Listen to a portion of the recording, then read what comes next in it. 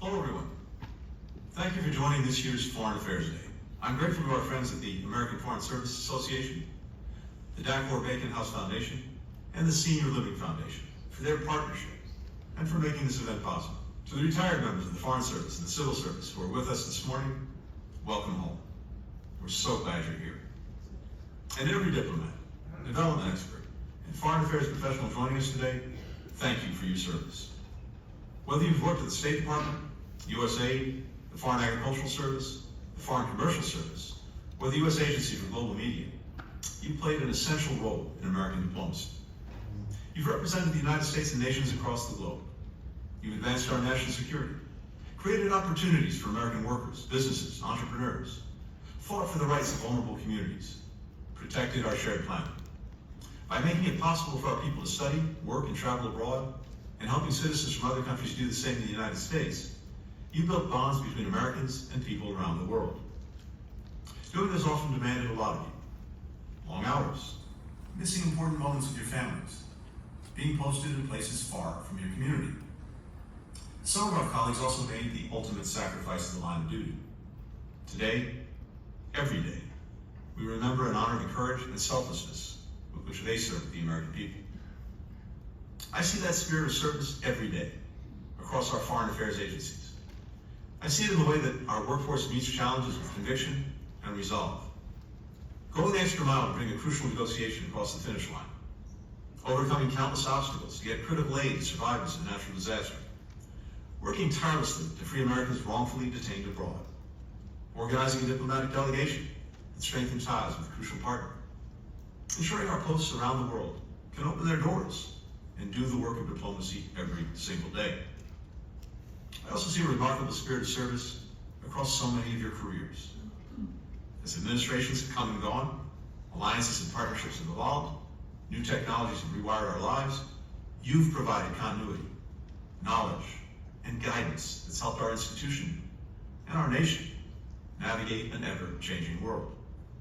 So I made it a priority to invest in our workforce, to make sure that everyone has the chance to develop new skills, grow their careers, use their talents to tackle threats, and seize opportunities for our people.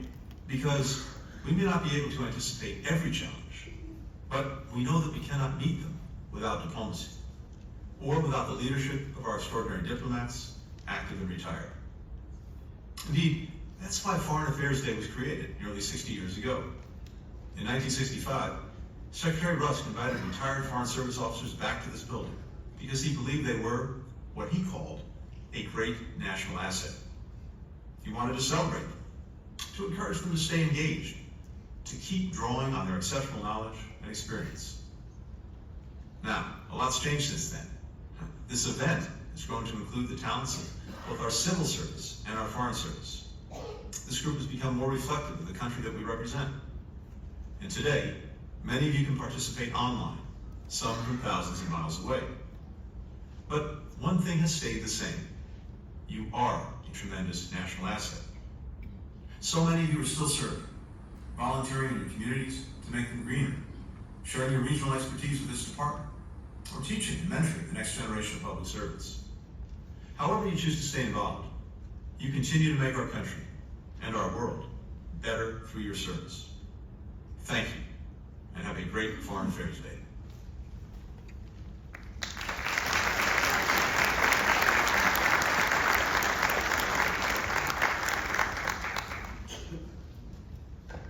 I should have mentioned as well that the number of reforms that we are we've undertaken or we are undertaking include greater agility and professional development for our civil service, including the first ever civil service training float, and reforms to the way we set wages for our locally employed staff.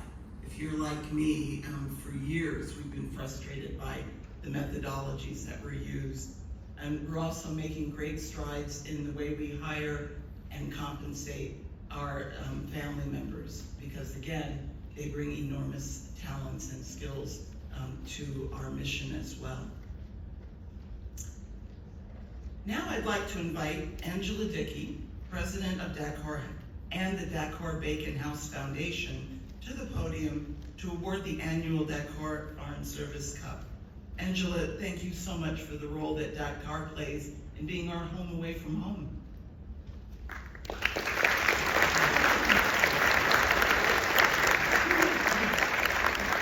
Thank you so much, Ambassador Marsha, for having all of us back here today. I'm Angela Dickey, the president of Dakar and Dakar Bacon House Foundation. As many of you know, Dakar is located between here and the White House, and it's in a 200-year-old residence, one of the oldest in Washington, the oldest brick residences in Washington. Our mission at Dakar and the Foundation is to support the U.S. Foreign Service, diplomacy, public understanding of diplomacy, and preserve our house. That house has provided hospitality and community for the Foreign Service and the wider foreign affairs community since 1985. And since about 10 years ago, Dakar is not just an organization of retirees anymore. We don't use our name, we only use our acronym now. It's not just for Foreign Service either, we're following the department's lead. We welcome our civil service colleagues, active duty and retired, as well as contractors and other professionals working across the foreign affairs agencies and the national security spectrum. If you're sitting in this room, by definition, you can be a member of Dakar. We especially hope that you will visit our house during its 200th anniversary year next year. Ambassador Tom Shannon has agreed to be our VIP rainmaker for our bicentennial, and you'll be hearing a lot more about it. Regarding the 100th anniversary of the Foreign Service, I want you to know we'll be having a public forum on June 20th, co-hosted with the George Washington University Elliott School, about the past and future with the Foreign Service. You'll be invited to that as well. I'm standing here today because, as you just heard, in November 1965, the Department of State, AFSA, and Dakar organized the first Foreign Service Day to bring together career diplomats, journalists, academics, and business persons to discuss international matters of concern to the United States. Dakar awarded the first Foreign Service Cup to Lloyd Henderson, three-time ambassador, undersecretary of state, and a founder of Dakar in 1967. With only a couple of missing years since then, we have been awarding the Foreign Service Cup on this day, now celebrated as Foreign Affairs Day, for about 60 years. After retiring from the Foreign Service and before coming to Dakar as a volunteer several years ago, I served for 2 years as the Secretary of AFSA.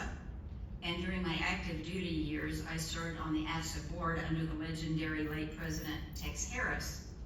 And so during my career with state and since then, I've had more than a passing interest in the intertwined history of Dakar and AFSA.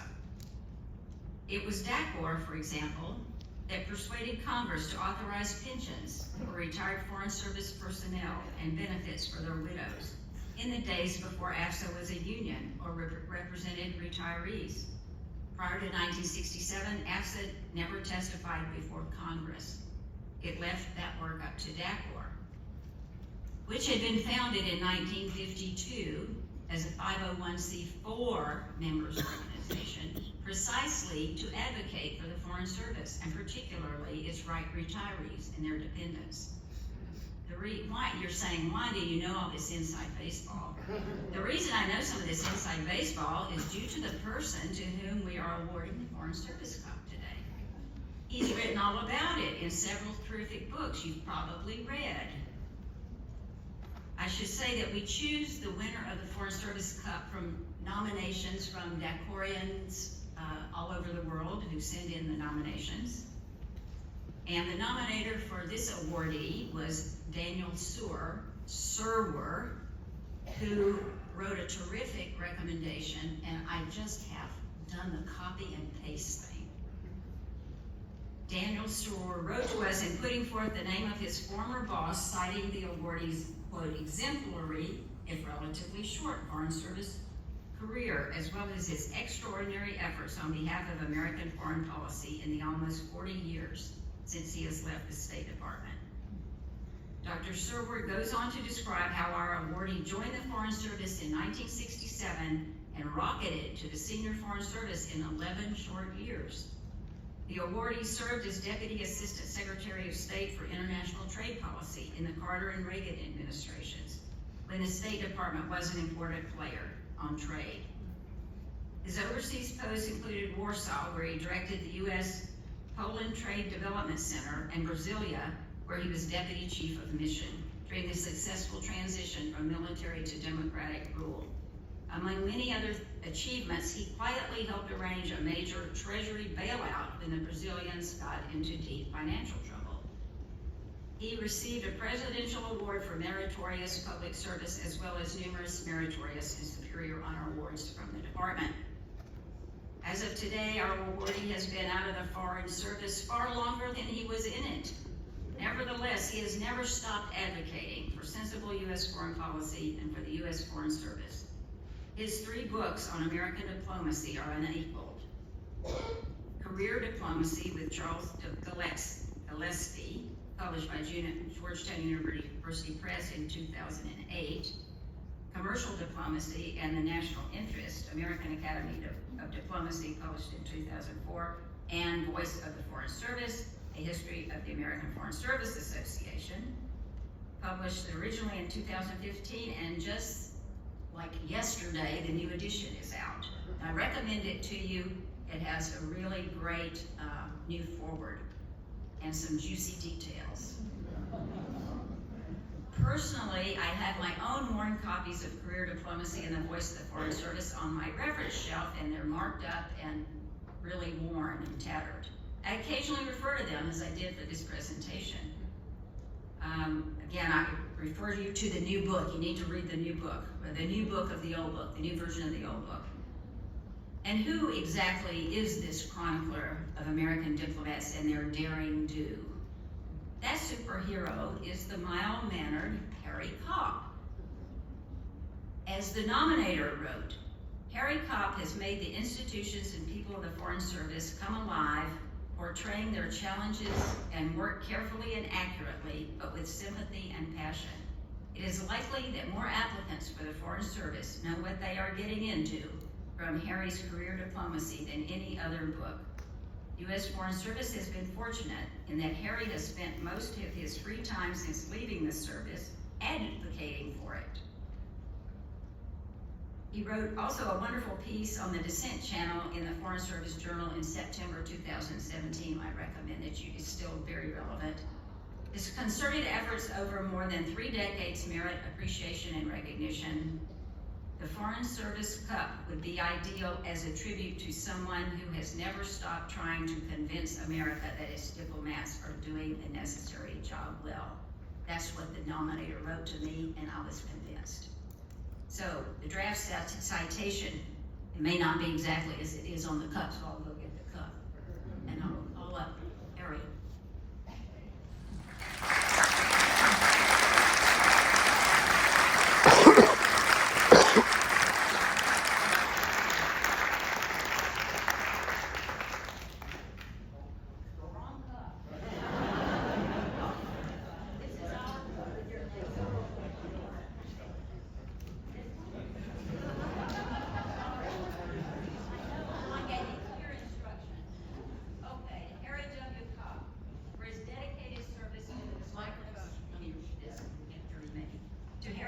For his dedicated service to the Department of State as a Foreign Service officer and his extraordinary efforts on behalf of American foreign policy in the almost 40 years since he left the department, working to convince Americans they can be proud of the way the nation's diplomats are defending their country's vital interests. We're so proud to present that to you.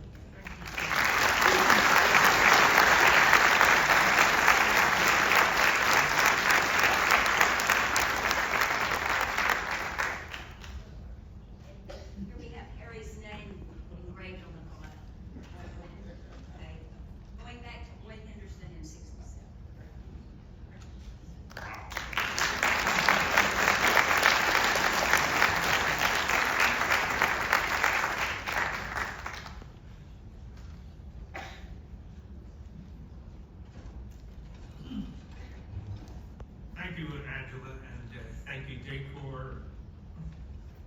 Thanks to Daniel Server, who nominated me. He was not only a Foreign Service colleague, he is a fellow alumnus of New Rochelle High School. Yes, and thanks to John Nayland, who was the most careful reader of The Voice of the Foreign Service book that was released yesterday, and is immeasurably better for his efforts. And thanks to my wife Jane for her faith and patience and love. When I learned that Decor had chosen me to receive this award, 3 adjectives came to mind. I was astonished, I was astounded, and I was gobsmacked. I won't play the politician and say how humbled I am by this recognition, because I'm really kind of proud.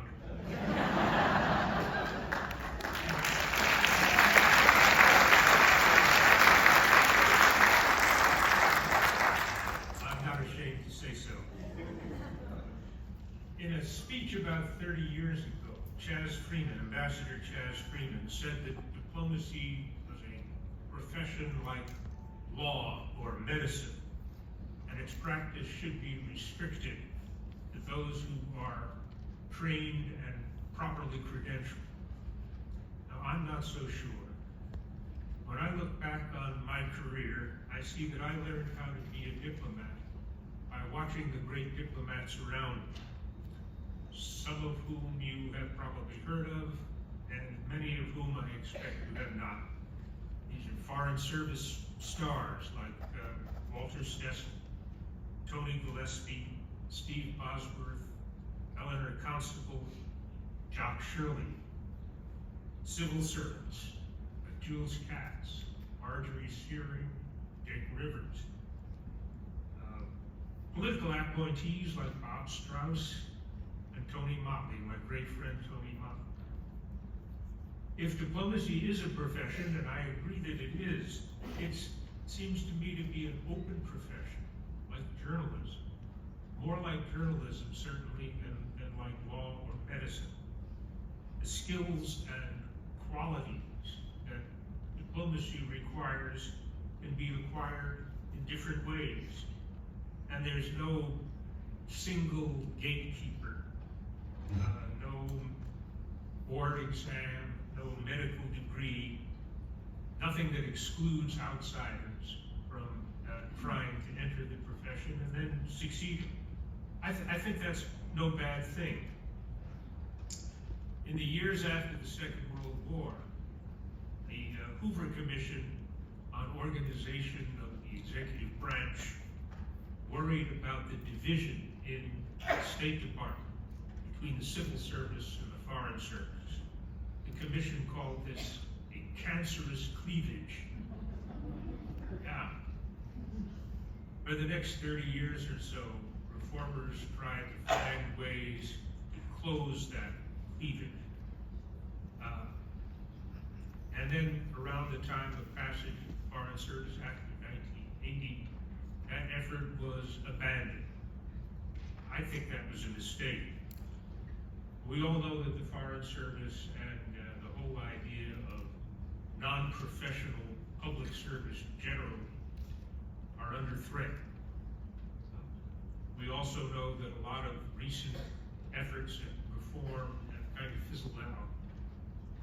But if I could fantasize, I'd like to see the next batch of reform efforts emerge from the civil service, as well as from members of the Foreign Service of all ranks and specialties. In union, there is strength, and maybe the cancerous cleavage can be healed at last. I did say fantasize. If I seem a little lost in the past, well, it's because my last day on active duty was nearly 40 years ago. But the Foreign Service has a powerful emotional hold on its members. And those of you who are retired know what I'm talking about. Those of you who are still on active duty will one day find out. We owe it to the country, we owe it to ourselves to do what we can to protect and perfect this venerable and vulnerable and imperfect institution. I thank you all.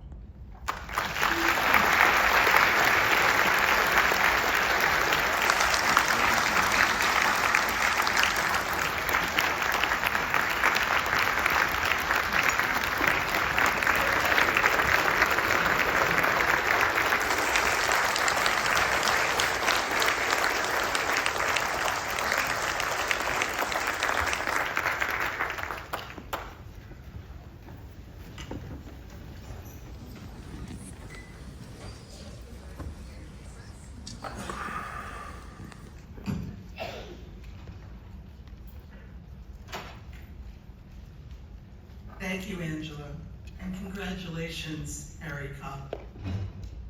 Those are inspiring words, and I think I speak for those of us who are active duty. We're already in love.